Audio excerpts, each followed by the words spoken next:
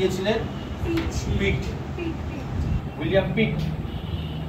এই জন্য এই আইনটাকে বলা হয় কি পিটের আইন বা পিটস অ্যাক্ট।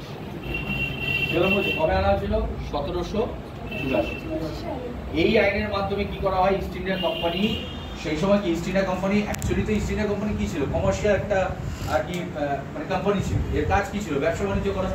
কিন্তু পরবর্তীকালে এখানে যখন দেখলো দুর্বল শাসক আছে, তারা এখানে এসে কি করতে লাগলো, অ্যাডমিনিস্ট্রেটিভ বা এখানে তারা রুল করতে শুরু করলো। তাহলে ইস্ট ইন্ডিয়া কোম্পানির যে অ্যাক্টিভিটিস, মানে একদিকে কমার্শিয়াল অ্যাক্টিভিটিস, একদিকে তোমার শাসন করা, এই যে দুটো অ্যাক্টিভিটিস আছে, দুটোকে প্রথম বাইফরকেটেড করা হলো, দুটোকে আলাদা করে দেওয়া হলো, এবং সেটাকে রেগুলেট করার জন্য দুটো বোর্ড বসানো হলো বা দুটো কমিটি তৈরি করা হলো। তাহলে প্রথম কমিটির নাম কি ছিল? Board of control.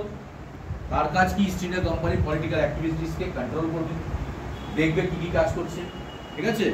আর আরেকদিকে বসানো হলো বোর্ড অফ ডিরেক্টর, তার কাজ হচ্ছে control commercial activities east India company. তাহলে এগুলো বুঝতে পারছি, এগুলো পরীক্ষা এইভাবেই কোশ্চেন হয়, এগুলো কোশ্চেন, ঠিক আছে। তারপর আমরা চলে গেলাম কি চার্টার অ্যাক্ট 1773। এটা বললাম এই 1793 চার্টার। কেন চার্টার বলা হচ্ছে বাবা?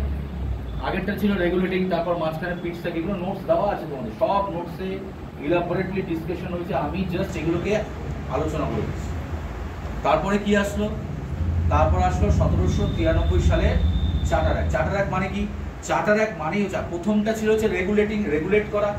চার্টার অ্যাক্ট মানে হচ্ছে আগের যে আইনগুলো আছে সেগুলোকে আরো কনসলিডেট করা এবং নতুন করে আইন তৈরি করা। এটা তফাৎটা বোঝো।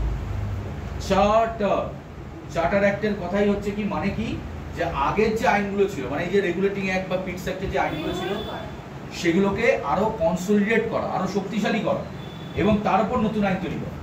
চার্টার, বুঝেছো? তার চার্টার অ্যাক্ট আসতো প্রত্যেক 20 বছর অন্তর, প্রত্যেক 20 বছর অন্তর কি আসতো? চার্টার অ্যাক্ট আসতো। তার মানে 1793 সালে এসেছে। নেক্সট কবে হবে?